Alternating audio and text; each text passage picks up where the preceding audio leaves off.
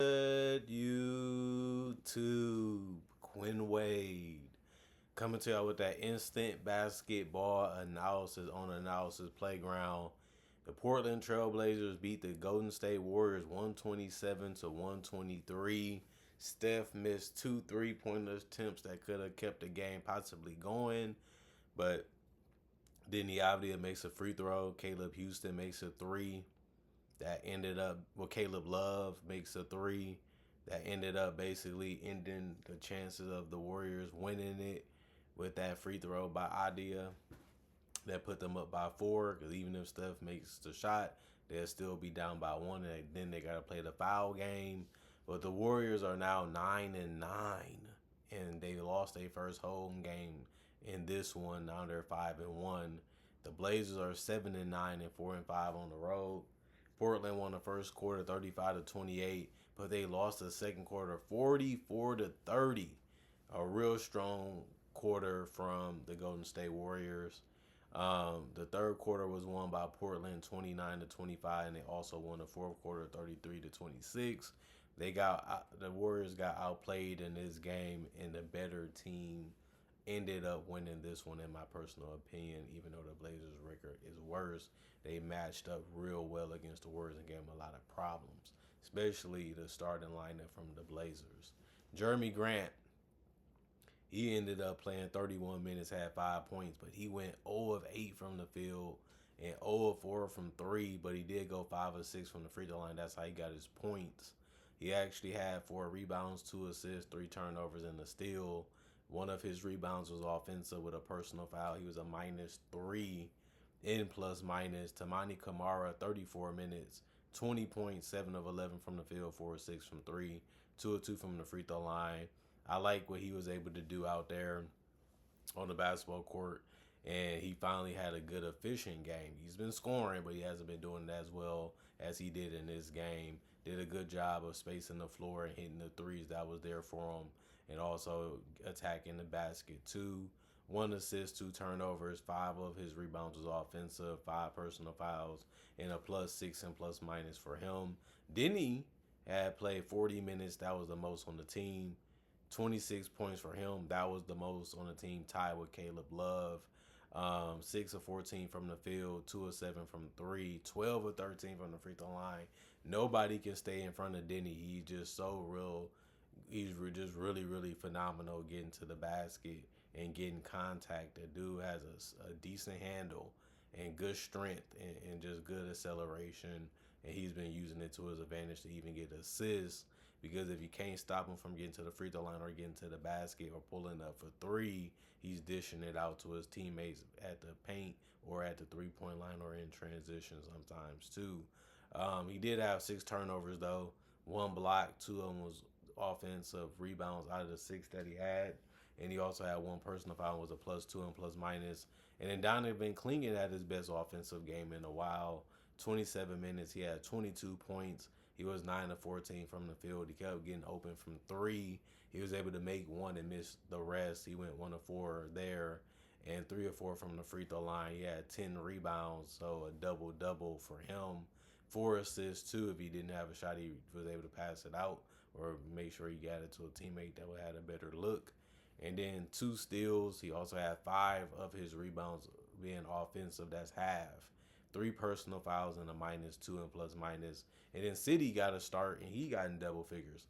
The only person to not get in double figures in the starting lineup was Jeremy Grant with those 5 points. City played 23 minutes, had 15 points. He was 6 of 11 from the field, 3 of 7 from 3, 0 of 1 from the free throw line, 1 rebound, 2 assists, 3 turnovers, and a steal. He also had 4 personal fouls and was a +7 and plus minus. He just fit right in to what they was already doing, and that's something that you have to love about this game in this one. Chris Murray, 17 minutes, 5 points, 1 of 3 from the field, or 1 from 3, 3 of 4 from the free throw line, 3 rebounds, 2 assists, 4 turnovers, 2 steals. For him, 1 of his rebounds was offensive, but he got in foul trouble and had 5 in just 17 minutes, which is crazy. But it was true in this one, and didn't really take a lot of shots, but it's just good that he scored and helped on the boards. Robert Williams had to come in, because Donovan McClain got a little banged up, but he came back. But Robert Williams finished with 21 minutes. He had 8 points, 4 or 6 from the field. He's going to mainly try to finish around the rim, even though he did attempt a three. He had 11 rebounds because 3 of them was offensive. He also had 2 assists and a turnover, but the best part of his night was getting 3 blocks and only having 1 personal foul. In those 21 minutes, he was also a +4 and plus minus. Reith, 2 minutes, 2 personal fouls and a -3 and plus minus. Caleb Love played the most minutes off the bench with 38. He also had 26 points, which was tied with Denny for the most. He also took the most shots on the team with 20. He went 9 of 20 from the field and 6 of 14 from 3. He had the green light, kept finding ways to get open, kept finding ways to get good looks, and his teammates said, "You can have it," and he made a lot of them tonight. 2 of 2 from the free throw line, 7 rebounds. Also had 5 assists and 1 turnover and a steal. 3 of his rebounds was offensive with 3 personal fouls and was a +4 and plus minus. Javante Cook, 2 minutes. He was 0-1 from the field. He also didn't do anything else other than that because he only played 2 minutes, like I said before. And Ryan Ruppert, he ended up playing 6 minutes. He didn't do much but get 3 rebounds and a steal. 1 of his rebounds was offensive, and he was a +5 and plus minus. 42 of 88, 48% from the field, 16 to 45, 36% from 3, 27 to 32, 84% from the free throw line, 52 rebounds, 32 assists, 20 turnovers, 8 steals, 4 blocks, and 25 personal fouls from the Blazers as a team. So they shot the ball well from everywhere. And they rebounded the basketball really well too. And they did keep the ball moving. They did collapse the defense a lot as a team. And then it was just about making a shot, and they was able to do that at an efficient level at every level of the game when it comes to making shots. And then obviously they had brought it defensively, positionally, and just making things a little tough on the perimeter and in the paint from time to time. And that was just enough to win. But Jimmy Butler, 34 minutes for him, 20 points. He went 10 of 11 from the free throw line. This man is unstoppable when it comes to getting to the free throw line. He forces you to make that decision, and once you do, either he's scoring or he's finishing. This game, he didn't really score the ball that efficiently, but that's where the free throws came in and still made him have a good night offensively. 8 rebounds. He also had 5 assists with no turnovers, 2 steals in the block. He did also have 6 rebounds, be offensive out of his 8, and 2 personal fouls. Draymond Green, 34 minutes, 11 points, 4 of 11 from the field, 2 of 6 from 3, 1 of 2 from the free throw line, 5 rebounds, 8 assists. That was the most on the team, and it's good that he was able to do that because they needed somebody to be a connector offensively. 3 turnovers. He also had 3 steals and a block. Of course, he's going to be active defensively. That's what he's out there for, besides his playmaking and his spot scoring. He also had 1 of his rebounds be offensive, 4 personal fouls. He was a -3 in plus minus. And then Stephen Curry, he also played 34 minutes, but he had 38 points. They kept switching, so he kept teaching them that if you're going to do that, I'm going to get the shot that I want. It's just up to me to make it. And he went 9 of 17 from 3, 14 of 23 from the field, 1 of 1 from the free throw line, 2 rebounds, 4 assists, 3 turnovers, 2 personal fouls, and a -3 and plus minus. Man, did Steph have it going in this game. He was just unguardable. And when that 3 is going, it just opens up so much for his teammates and his game that he can get to the paint so easy too. Like, he has really mastered cutting and just stand in front of guys with that first step and finishing strong, even if it gets him to the free throw line, which he didn't really shoot that many free throws in this game because he just had that jump shot and that finishing going so strong in this one. Moses Moody got in double figures. He had 28 minutes played, 10 points, 3 of 6 from the field, 2 of 5 from 3.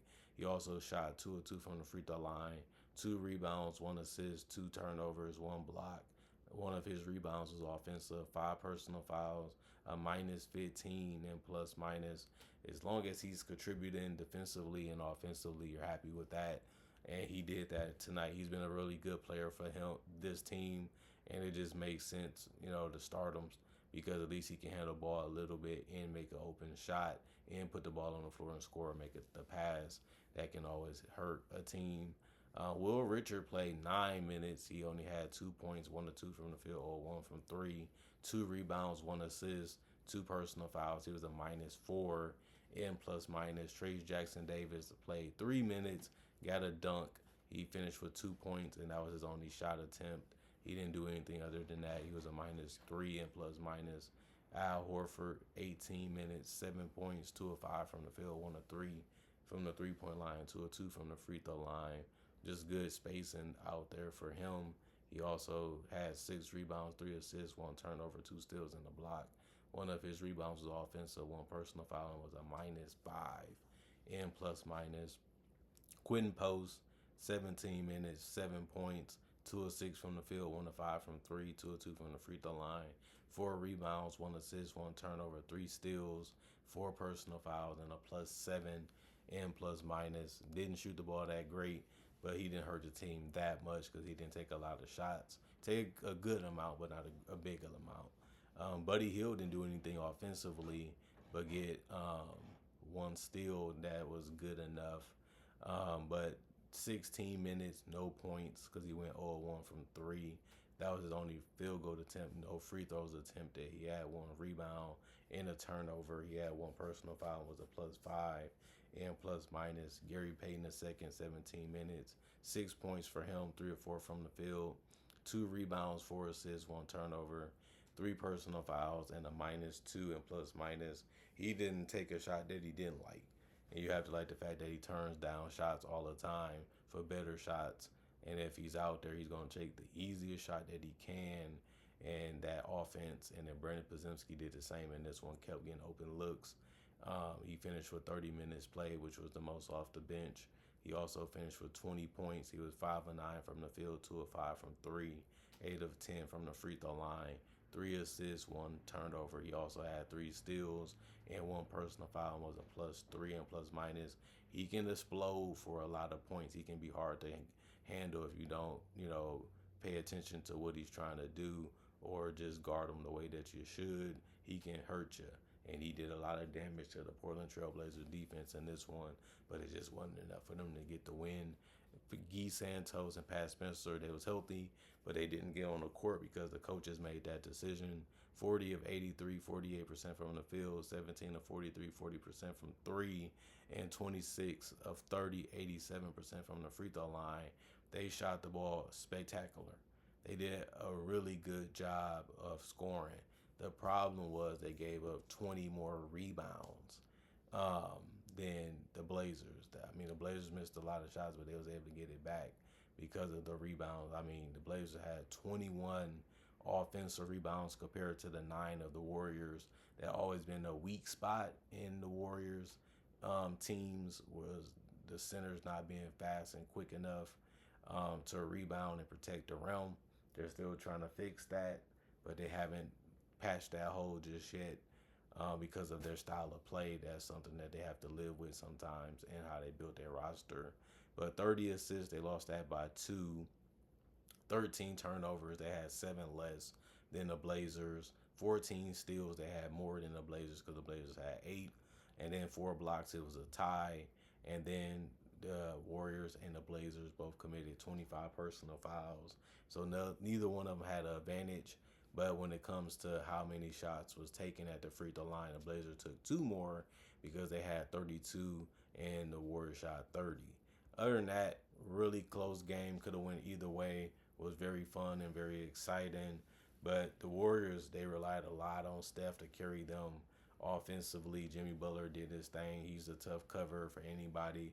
You know what he's going to try to do, and he still successfully does it. But you have to like the fact that you did help make him take some tough ones, and he couldn't really get paid too much from the field, but he still was able to get you tricked up with those plays that he continued to try to make. Other than that, the Blazers, man, they're a tough team. They can defend, they can come at you, they can shoot a little bit, and they don't even have their whole roster healthy right now. And they're still hanging around, winning games and putting themselves in a chance and the opportunity to be able to win them. And that's all you can really do. And this was a win that the Warriors needed. and they should have gotten. But the Blazers showed that you got to come up to play. If you ain't coming to work to play, any team in the NBA can beat you. We want it just as much as y'all want it. We're gonna come out here to try to win the game. So if you're not bringing your A game like the Warriors sometimes do and sometimes don't, they're gonna lose games like this, and they have this entire season. And this is something that we didn't see compared to last year. Last year, they were so hard and it was a tough puzzle to solve, even in the playoffs. And this year, more footage, more studying, more people getting accustomed to them. And now they don't really have those sneak advantages that they had, last year when everybody had to figure them out all over again because they changed a lot of things about their roster by adding in Jimmy Butler, who was a different player for them and a different stylized player for them too. And now they just don't have that hidden advantage anymore. Teams are figuring them out. Teams are making things tough, and teams are living with Steph Curry blazing them because one man can't beat you, especially if you have a good team and you make him work for his baskets. And that's how the Blazers ended up winning this one. Comment, like, subscribe, share, hit the notification bell to get the analysis when it first come out. Also do conversation video just like this, but about various other NBA only topics and basketball topics too. Also have over 4,000 videos already on my channel that you can watch right now and enjoy, and it's all for free. And on top of that, I do breakdowns of legends, current legends, rookies, and also future stars, and also my draft and draft coverage. And I try to upload videos every day throughout the day to give y'all something to watch and look forward to when it comes to basketball NBA content. Other than that, thanks for watching. Thanks for the love. Thanks for the support. Thanks for continuing to come back and checking out the channel. And thank y'all for being subscribers for so many years or just subscribing. And now, thank y'all for appreciating the content for what it is and continuing to come back and make time for me and to love and appreciate and respect what I have to say about this beautiful game of basketball that we share a common interest in. Other than that, y'all stay blessed up. Y'all stay good. Peace. And I'll see y'all later today with more analysis, hopefully.